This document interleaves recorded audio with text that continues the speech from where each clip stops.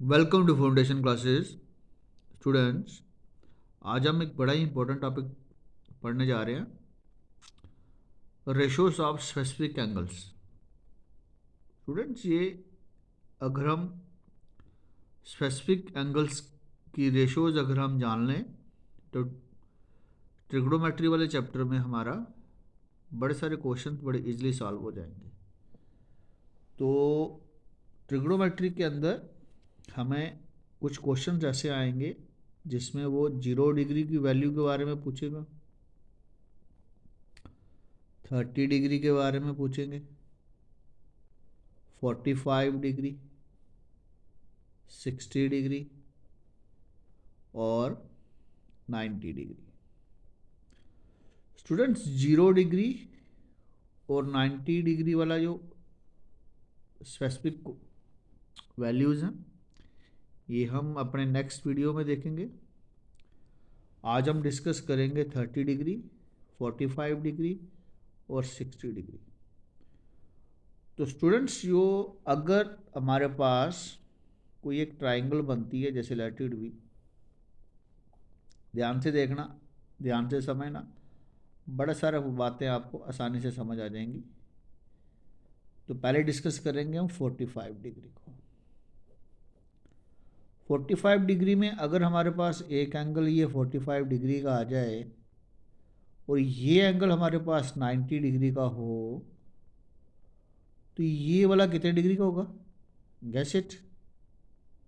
हाँ, ध्यान से देखोगे तो ये 90 है, ये 45 है, तो ये भी कितने डिग्री का होगा?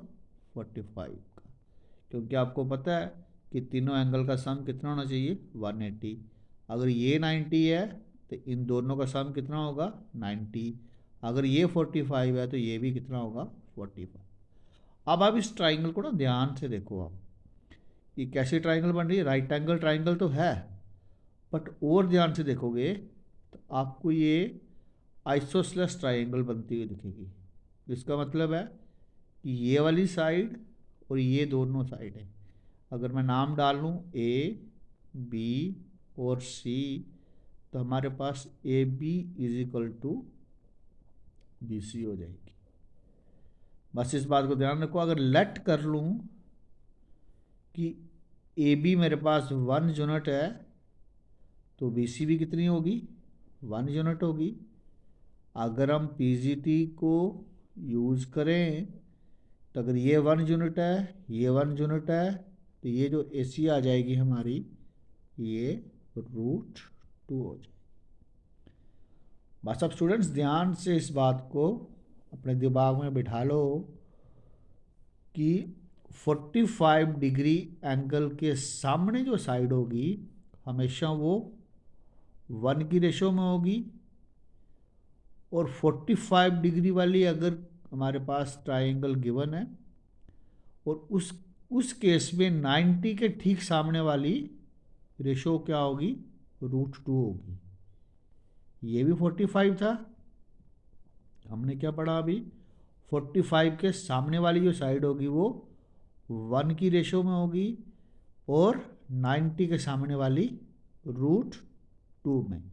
अगर ये बात आपको समझ आ गई है तो समझ लेना कि आपके ट्रिग्नोमेट्री में काफ़ी सारे क्वेश्चंस चुटकी बजाते हो जाएंगे, बड़े इजीली हो जाएंगे। आ जाइए, अब चलते हैं अपने नेक्स्ट 30 डिग्री वाले केस में। तो 30 डिग्री वाले केस में हम इस क्वेश्चन को समझने के लिए ना, इस पार्ट को समझने के लिए हम क्या करते हैं? पहले एक ट्राइंगल बनाते हैं। देखो ध्यान से, ये हमने ट्राइंगल कैसी बनाई है? एक हमने इक्विलेटरल ट्राइंगल बनाई है।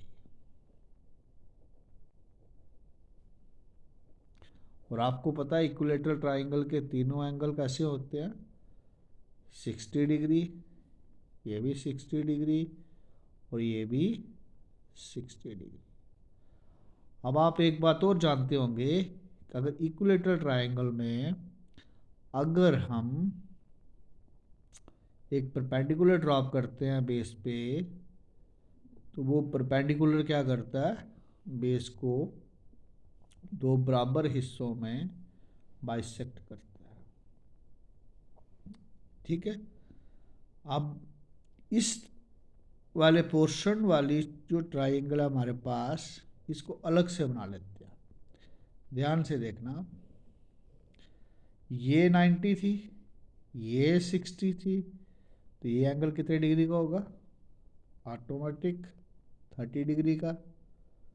अब ध्यान से देखना, अगर मैं इस साइड को 2 मान लेता हूँ, ये भी 2 हो, ये पूरी अगर 2 हो, ये सारी के सारी, लेकिन इसका जो आधा पोर्शन हो जाएगा, ये कितना रह जाएगा? 1। ध्यान से देखो, अगर ये 2 है, ये 1 है, पीजीटी लगा के ये √3 हो जाएगा। अब इस फिगर से हमें क्या सीखने को मिला कि 60 के ठीक सामने वाली साइड की रेशो कितनी आ रही है? √3। तो हमने यहाँ पे 60 के सामने वाली जो साइड आ गई √3। 90 के सामने कितनी है? 2 की रेशो में। 90 के सामने 2 की रेशो में। अगर ये 60 था तो ये 30 होना चाहिए। और 30 के सामने वाली साइड में कैसी रेशो आ रही है? 1 आ रही है। तो ये 30 के सामने क्या है? 1 है। आ जाओ अब सीखते हैं 30 में। अभी क्या सीखा हमने? 30 के सामने वाली साइड कैसी थी? 1। 90 के सामने वाली 2, और ये 30 है, ये 90 है, तो ये कितना होगा? 60 डिग्री होगा। और 60 के सामने वाली क्या थी? √3। जो अभी अभी हमने इसको बनाना सीखा। इस तरह हमने 45 वाले एंगल की रेशोज भी हमने निकालना सीख ली, और 30 की भी सीख ली, और 60 की भी सीख ली। स्टूडेंट्स, एक बात और आपको यहाँ पे सिखा दूँ कि अगर हमारे पास कोई एक ट्राइंगल थी, राइट एंगल ट्राइंगल, ये वाला एंगल 90 था, इसको हमने थीटा बोल लिया, तो ये कितना बचा? क्योंकि दोनों का सम कितना होना चाहिए? 90। अगर ये थीटा, तो ये कितना हो गया? 90 माइनस थीटा। ठीक है। अगर हम इन चीज़ों को समझ गए हैं तो हम अब बड़े सारे क्वेश्चंस और बड़ी सारी आइडेंटिटीज़ बनाने में कामयाब हो जाएंगे। आइए अब कुछ वैल्यूज़ लिख लेते हैं। आ जाइए, अब कुछ वैल्यूज़ लिख लेते हैं। पहले साइन 30 की। तो साइन 30 क्या होता है? साइन हमने पढ़ा था P/H। कॉस पढ़ा था हमने B/H। टैन पढ़ा था P/B। Cosec H/P। Sec H/B। Cot B/P। तो आइए पहले साइन 30 की वैल्यू लिख लेते हैं। साइन 30 में क्या वैल्यू आएगी? 1/2 कॉस 30 √3/2 टैन 30 1/√3। अब कोसेक, सेक और कॉट, अगर हमें पहले ये 3 वैल्यू पता है तो ये कोसेक क्या होता है? साइन का रेसिप्रोकल है, तो ये 2 आ जाएगी। सेक क्या है? रूट का, तो 2/√3। और कॉट कितना आ जाएगा? सिर्फ √3। इसी तरह साइन 60 क्या आ जाएगा? √3/2 कॉस 60 1/2 टैन 60 √3।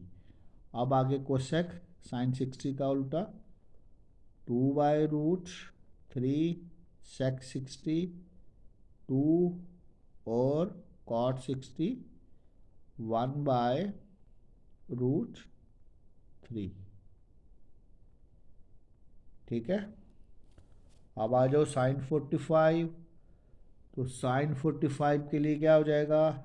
अगर हमें ऐसे मेमोराइज नहीं करना तो डायग्राम ड्रा कर लेते हैं। हमें कैसे पढ़ा था? 45 का ये 1 ये √2 था। साइन क्या हो जाएगा? 1/√2 कॉस भी 1/√2 tan 1 आ जाएगा, कोसेक √2 सेक भी √2 और कॉट 1 आ जाएगा। तो ये हम कुछ वैल्यूज़ बनाना सीख लिया अभी हमने, और आई होप सो कि आपको भी ये बातें पता चल गई हैं। अब एक छोटी सी बात है जो अभी हम आगे सीखेंगे, वो सीखेंगे 0 डिग्री और 90 डिग्री। अब आपको पता है अगर ये 0 डिग्री की बात हो रही है तो हमेशा यहाँ पे एक ट्रायंगल बनेगी, ध्यान से देखना, ट्रायंगल बनेगी, वो भी कैसी, राइट एंगल्ड। बट ये वाला जो एंगल है ना, ये वाला ध्यान से देखना, ये 0 डिग्री होना चाहिए। अगर ये 0 डिग्री होता है तो हमारे पास फिगर कुछ ऐसी बनेगी, ऐसे करके, ध्यान से देखना, ऐसे करके, यानी कि यहाँ पे जो परपेंडिकुलर है ना वो बनेगा ही नहीं, और यहाँ पे हमारा हाइपोटेन्यूज हमेशा बराबर रहेगा बेस के, जो हमने लेट कर लिया 1 यूनिट। तो हमारे पास h = b = 1 और p हमारे पास क्या है, 0 है। सिमिलरली 90 डिग्री में क्या होगा, ट्रायंगल तो ये राइट एंगल ही बननी चाहिए, पर ये वाला एंगल अब कितने डिग्री का है, 90 डिग्री का। तो 90 तभी बन सकता है कुछ ट्रायंगल इस एक लाइन की शक्ल में बनेगी। तो यहाँ पे हमारा बेस हुआ वो 0 हो जाएगा, P = H = यहाँ 1 हो जाएगा। अगर हम यहाँ पे ये वैल्यूज़ पुट कर लें, जैसे अब लेट इट बी sin 0 कर लें। अब sin 0 क्या है, P/H। ध्यान से देखो, P हमारे पास 0 है और H 1 है, तो sin 0 कितना हो जाएगा, 0 हो जाएगा।